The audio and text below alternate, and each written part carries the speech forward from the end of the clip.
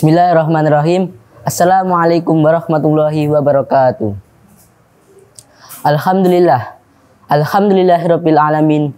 Wa bihi nasta'in wa ala umri dunya waddin. Wassalatu wassalamu ala asyrafil anbiya'i wal mursalin sayyidina Muhammadin wa ala alihi wa sahbihi ajma'in. Amma ba'du. Bagaimana kabar Abi Umi serta teman-teman sekalian yang ada di rumah?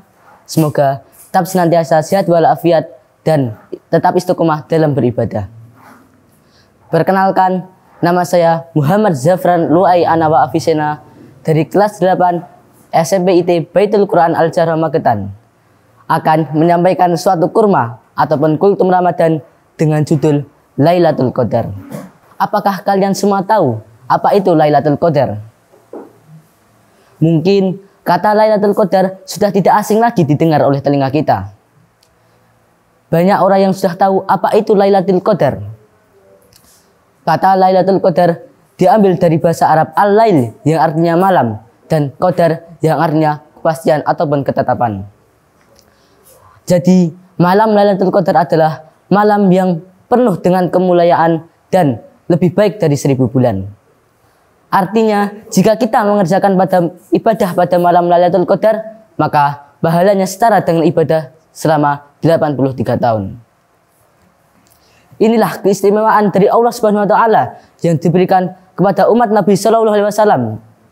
Karena umur umat mereka lebih pendek dari umur para nabi dan umat yang terdahulu. Allah Subhanahu wa taala pernah berfirman, A'udzu billahi minasyaitonir rajim. Bismillahirrahmanirrahim. Inna anzalnahu fi lailatul qadar wa ma adraka ma lailatul qadar. Lailatul qadri khairum min alfi syahr. Tanazzalul malaikatu warruhu fiha bid'ni rabbihim min kulli amr. Salamun hiya hatta matla'il fajar.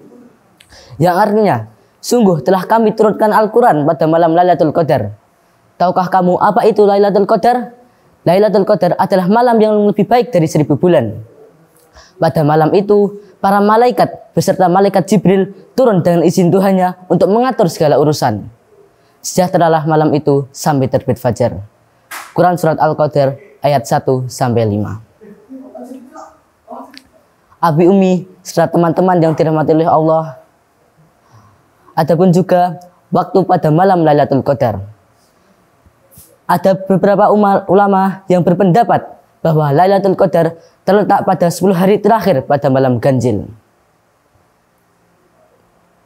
Nabi SAW pernah bersabda, Ani bin Abbasin qala Umar radhiyallahu anhuma qala Rasulullah sallallahu alaihi wasallam makana minkum multamisan Lailatul Qadri falyatamisha fil ashril awakhiri witra. Rawahu Ahmad.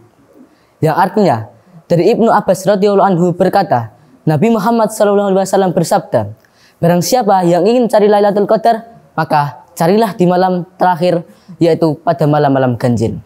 Hadis riwayat Ahmad. Namun ada juga ulama yang berpendapat bahwa Lailatul Qadar terletak pada malam ke-27.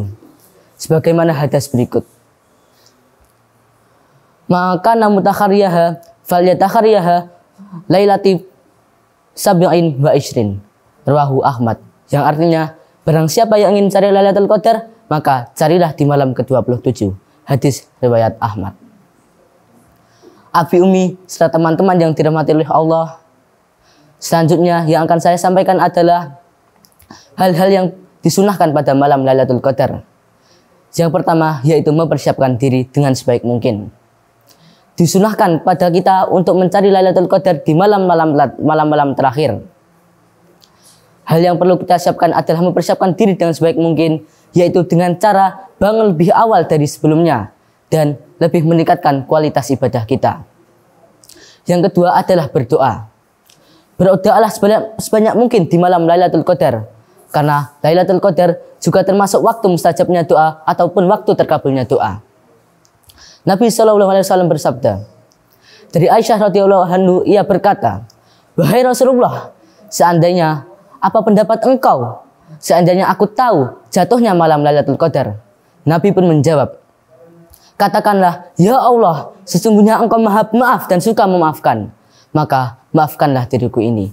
Hadis riwayat At-Tirmizi, Ibnu Majah, dan riwayat Ahmad. Yang ketiga, yaitu beribadah. Beribadahlah sebanyak mungkin pada malam Lailatul Qadar.